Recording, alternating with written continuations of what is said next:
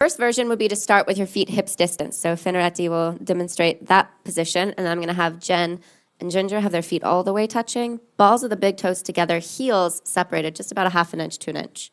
My meaning for separated the heels a little bit is because then this helps you to get your inner thigh rotation back and down, and you'll see why that comes into play here in a moment.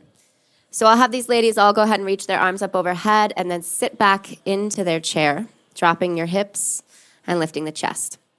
So one thing that can happen in chair position is the lower back can sway. So I'm going to have Jen demonstrate how to do it wrong. Stick your butt out, sway your lower back. Yeah.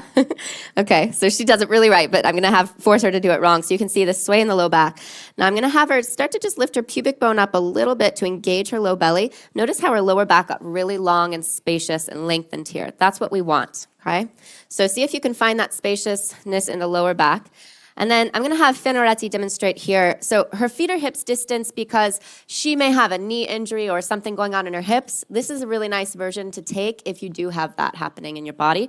Now the inner thigh rotation, yeah, there we go. So she just really spiraled her inner thighs back. I'm going to imagine like I was going to tie a rope to her pubic bone right in between her legs, and I was going to pull that rope all the way to the back of the mat. So I'm pulling her inner thighs back, yes. And then as she does that, she'll engage the low belly. This helps to open your lower back to create stability all around your pelvic floor.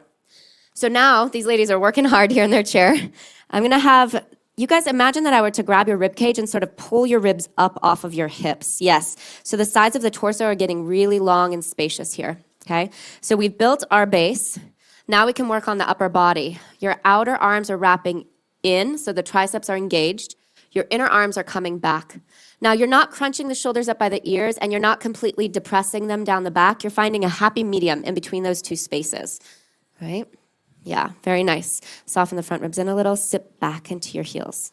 So another pointer in this position is you want to be in the heels and not in the toes. So sink the weight into the heels, maybe even lift your toes up just to check and see how that feels for you. Good. Okay, very nice. Set the toes down. Good, and then inhale, come all the way up to standing.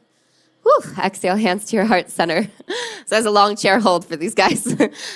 So your options, again, are to have your feet hips distance if you have any sort of a knee or a hip or even a low back thing going on, or your feet together. Once you get up there, check that the weight is in your heels, not in your toes. Find that inner thigh rotation, and then grow from that space. Side body's long, front and back body's long. Arms and chest are lifted, okay? Nice job, you guys. We'll see you back here next time.